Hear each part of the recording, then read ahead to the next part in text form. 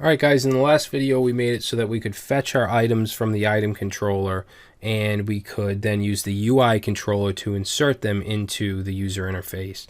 So now what I want to do is work on adding a meal item with the calories. So obviously that's going to happen through an event. So what we're going to do is go down to our main app controller, and we want to go, let's see, right at the top. And instead of putting all of our events, just putting them in there, I'm going to create a function here, or a function expression called load event listeners, and then all of our events will go inside of there, okay, or our initial events. So let's say load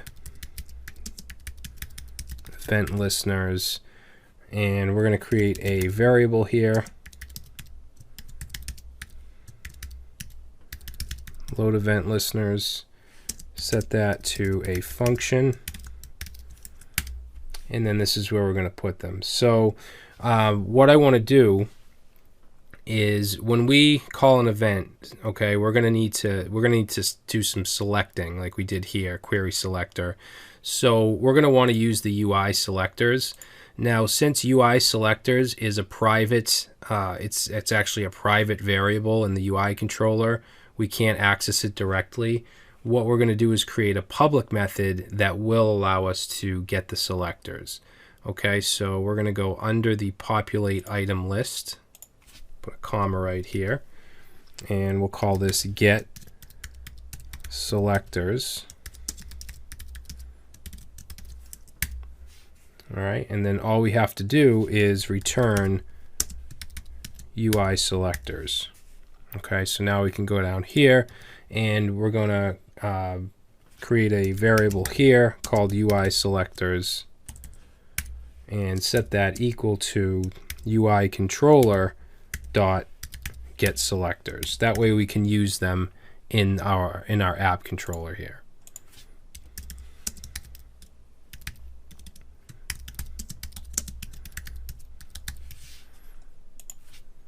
Okay. So we're going to need an event to add an item, right? So let's say add item event. Actually, let's not use uppercase.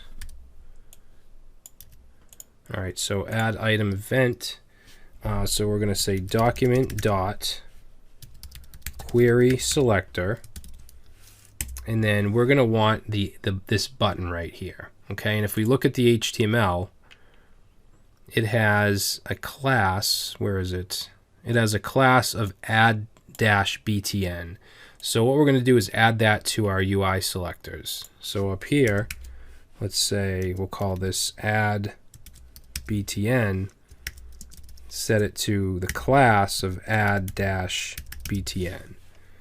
All right, and then we can go down here and we can say query selector UI selectors dot add btn dot add event listener. Okay, we're going to listen for a click,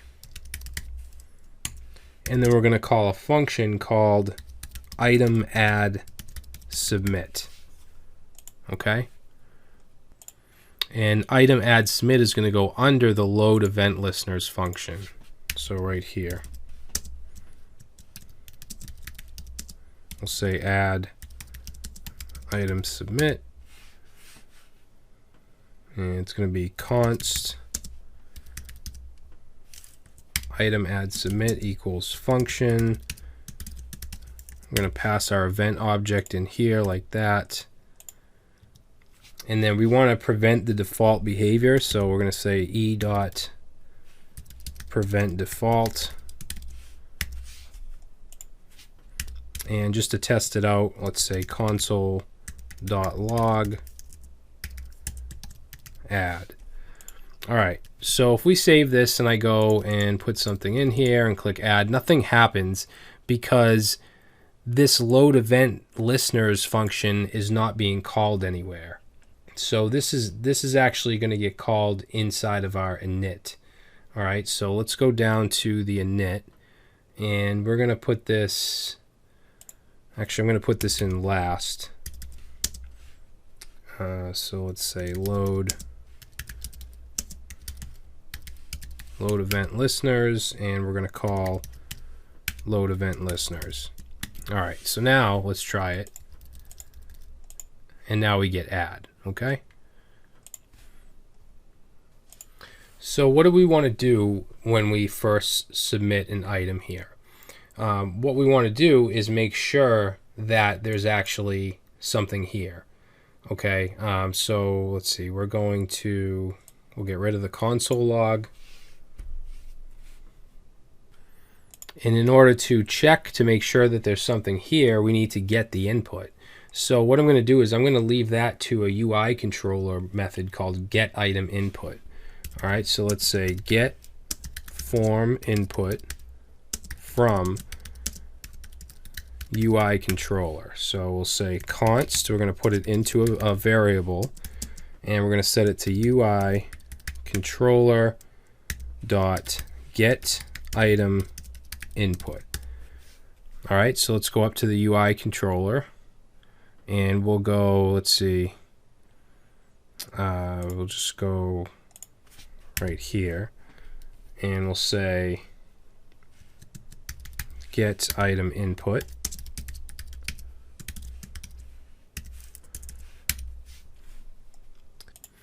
And we want to return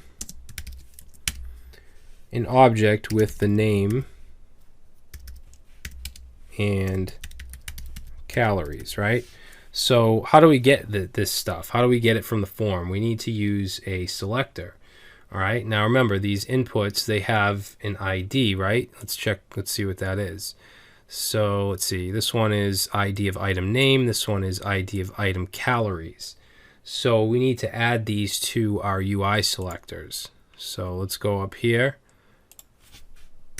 and let's call this one item name. Actually, start with a lowercase. Item name input, and it's an ID of item dash name. All right, then we want item calories input. Set that to an ID of item dash calories. Okay, so now we're going to go back down to our get input, and let's see, we're going to put here document dot query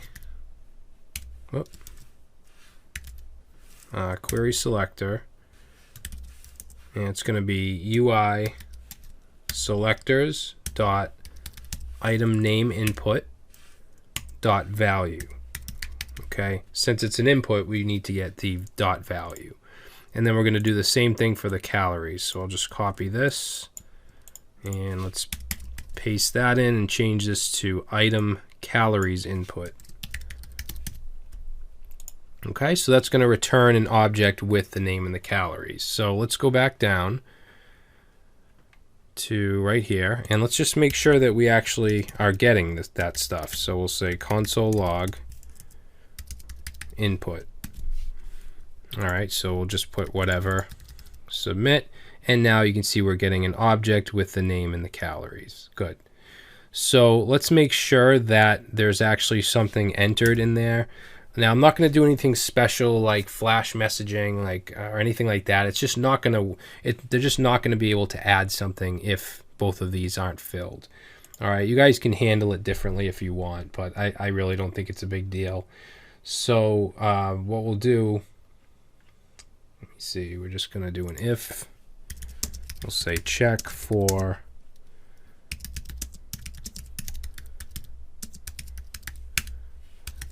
So we'll say, if I'm trying to comment this really good so you guys can know exactly what's going on. So let's say if input, remember that's an object, so we can access .name. So if input.name is not equal to nothing, and input.calories is not equal to nothing, then we can proceed. All right, so then let's just console.log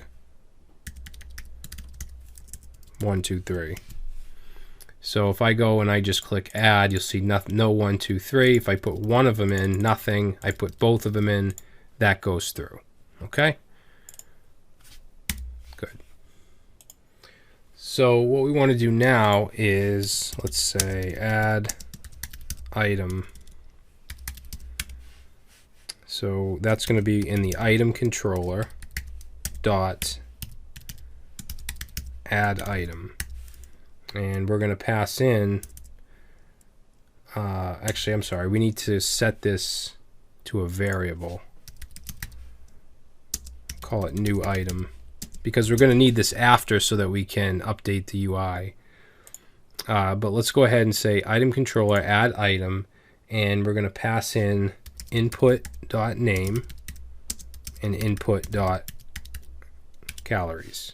Okay, so we're going to go create this function, this method, add item, up here in the item controller. So we'll go right under get items and we'll say add item.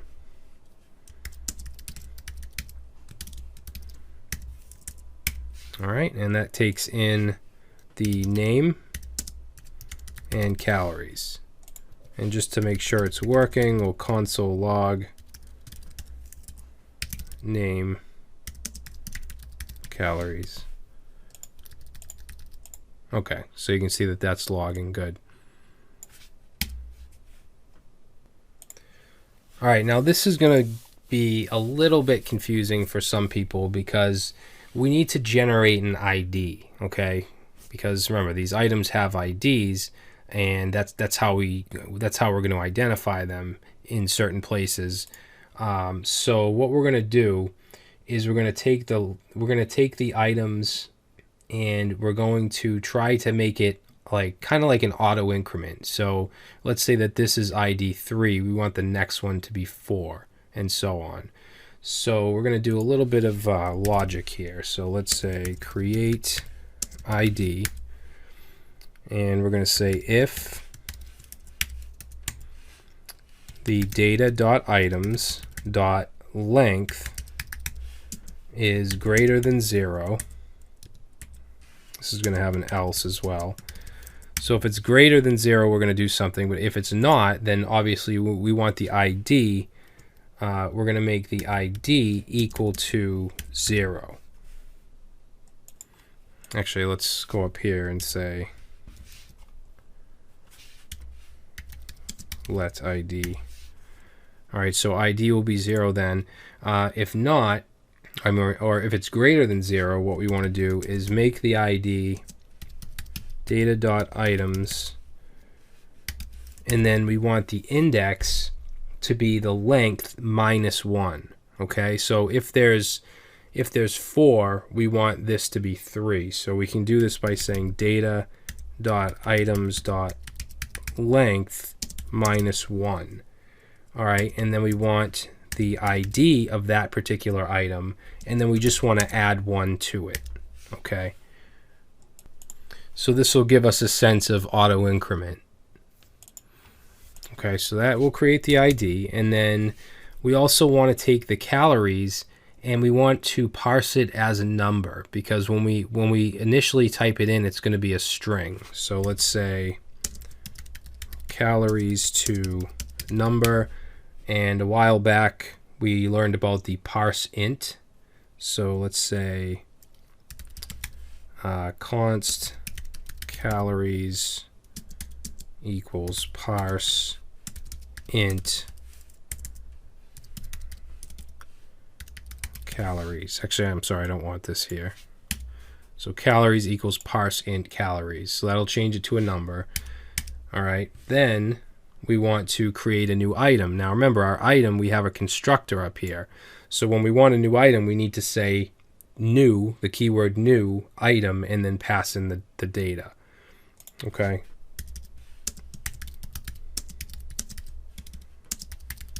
So we'll do new item equals new item. Okay, that's going to call the constructor. And we're going to pass in the ID, the name, and the calories. Okay, and then what we want to do is push that new item to this right here, okay, to the data structure. So we'll say data.items.push, and we'll pass in the new item. put a comment here.